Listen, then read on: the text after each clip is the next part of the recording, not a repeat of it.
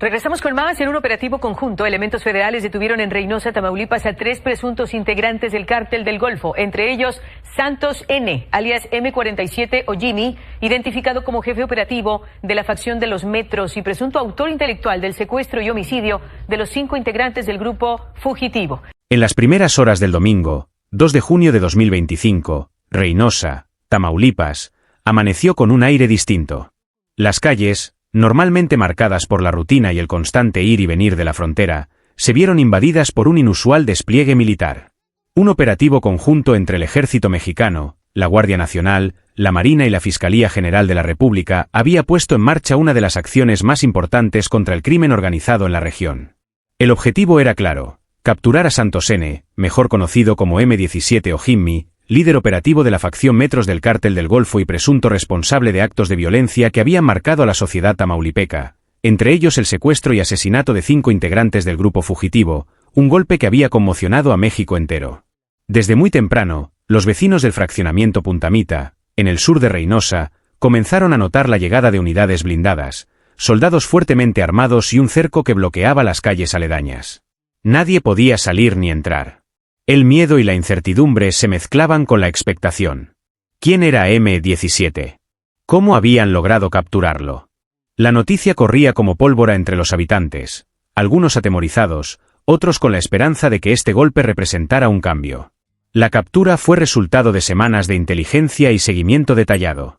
Las fuerzas federales habían identificado puntos estratégicos y movimientos delictivos de la célula de los Metros, una de las más violentas y organizadas dentro del Cártel del Golfo. M17 no era un simple sicario. Era un operador clave, vinculado no solo a homicidios, sino también a secuestros, extorsiones y desapariciones forzadas que mantenían en jaque a toda la frontera norte. Al mediodía, tras horas de tensión y un cerco implacable, M17 fue detenido en su domicilio. Lo acompañaban 2 hombres más, también relacionados con actividades criminales. El operativo fue meticuloso y sorpresivo, y el entorno inmediato quedó marcado por la presencia de armas aseguradas, droga, dinero en efectivo, más de 800, 0 pesos, y una decena de vehículos de lujo. La captura de este hombre simbolizaba un golpe directo al corazón del Cártel del Golfo y un mensaje claro para quienes operan en las sombras de Tamaulipas. De inmediato, Santos N. fue trasladado en una aeronave Hércules desde el aeropuerto local hacia la Ciudad de México, donde enfrentaría cargos federales por homicidio calificado, asociación delictuosa y otros delitos graves. La noticia tuvo un impacto inmediato en los medios nacionales y en las redes sociales, donde el caso del grupo fugitivo había generado conmoción y una ola de demandas por justicia. Pero esta detención no solo significaba el encarcelamiento de un criminal, sino la apertura de un capítulo que pondría sobre la mesa la compleja red de violencia que envuelve a la región. La sociedad tamaulipeca, cansada de vivir bajo la amenaza constante del crimen organizado, vio en este operativo un atisbo de esperanza, aunque también el reconocimiento de que la lucha estaba lejos de terminar.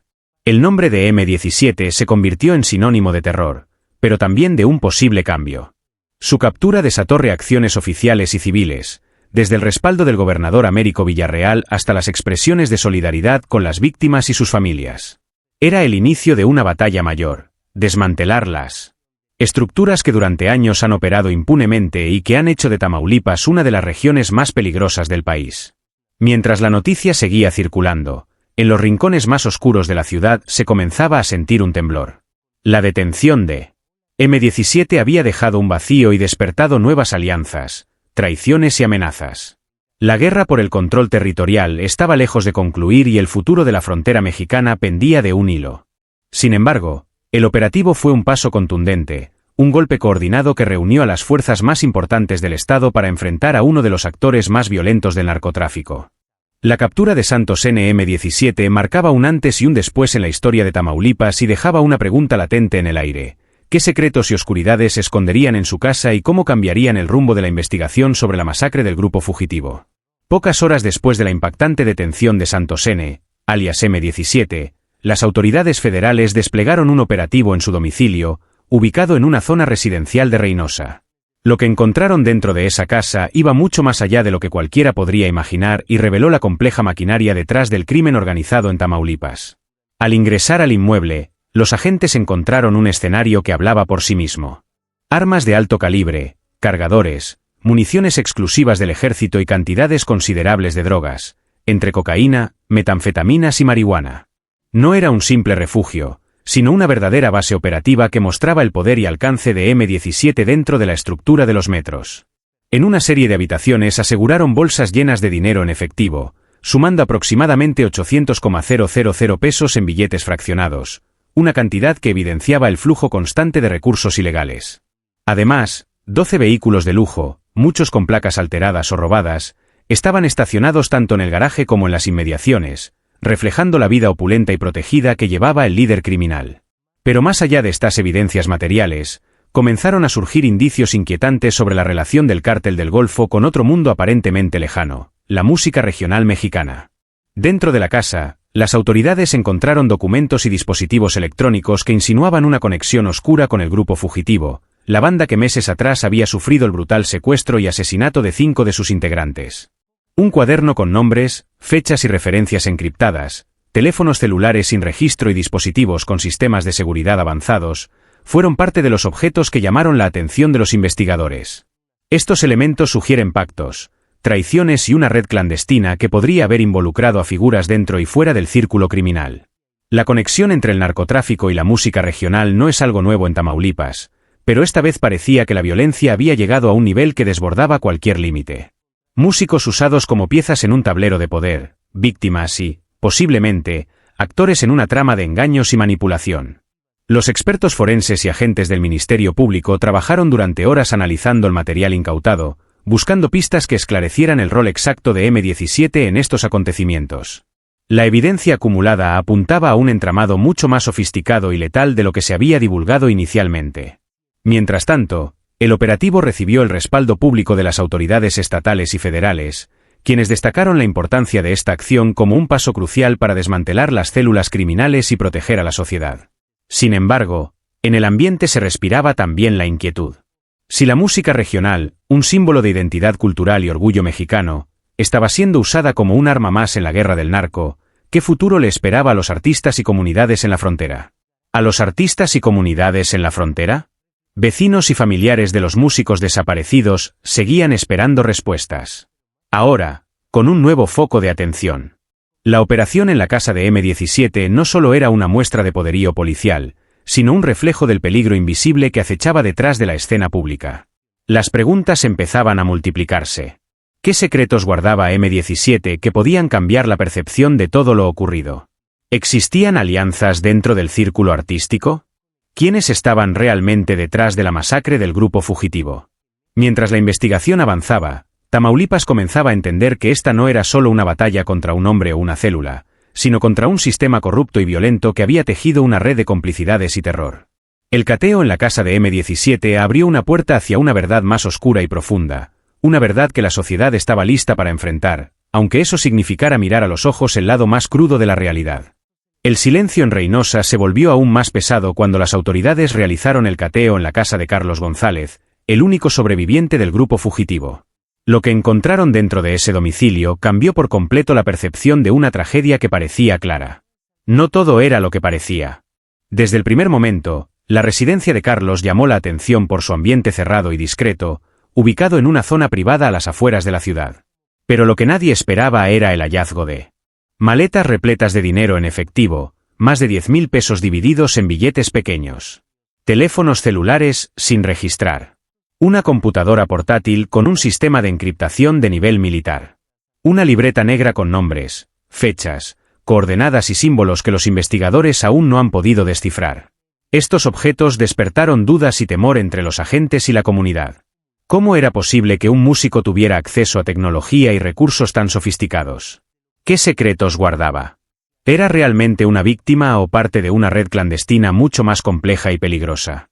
La explicación inicial de Carlos, que sufrió una pinchadura en una llanta que le impidió llegar al último evento y que por eso sobrevivió, comenzó a perder credibilidad. Vecinos y testigos aseguraron haber visto movimientos extraños en los días previos al cateo. Y el silencio de Carlos ante algunas preguntas solo aumentaba las sospechas.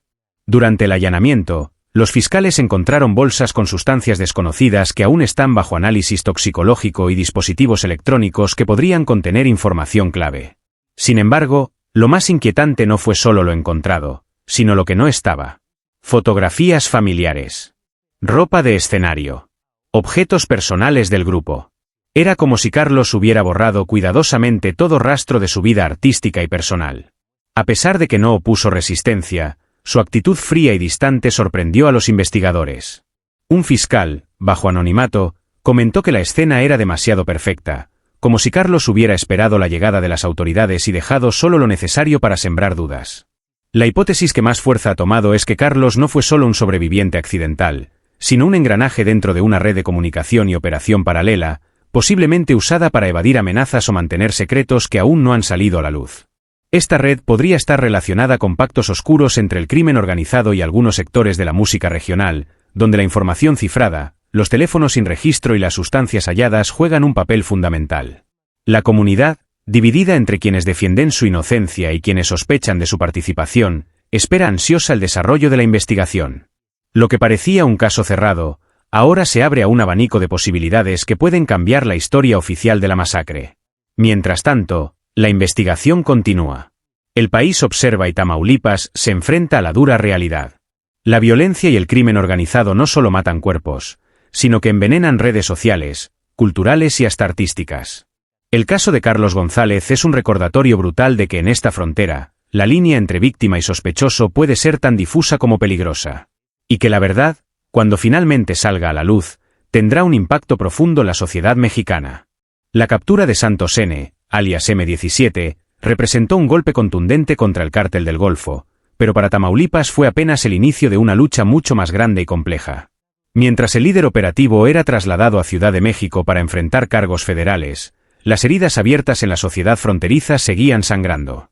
Y la incertidumbre sobre el futuro se mantenía latente. En las calles de Reynosa, Matamoros y otras ciudades de la frontera, la sensación de miedo persistía.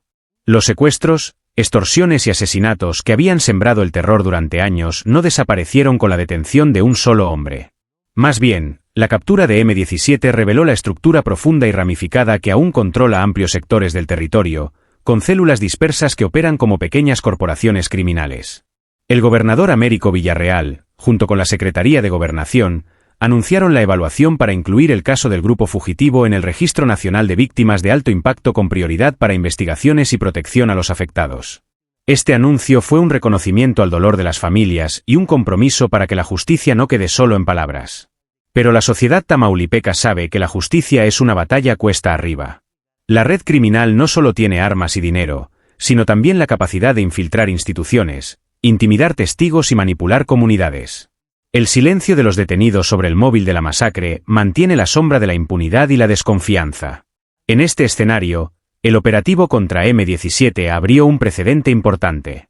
La respuesta estatal puede ser rápida, contundente y coordinada cuando la presión social es fuerte y el Estado decide actuar. Sin embargo, la reconstrucción de la seguridad en la frontera requiere más que capturas aisladas. Demanda un cambio estructural que incluya políticas públicas integrales, apoyo a víctimas, prevención y un combate frontal a la corrupción. En paralelo, colectivos ciudadanos y organizaciones de la sociedad civil han comenzado a impulsar iniciativas para proteger a músicos, artistas y promotores culturales quienes a menudo se encuentran en zonas de riesgo por sus giras y presentaciones.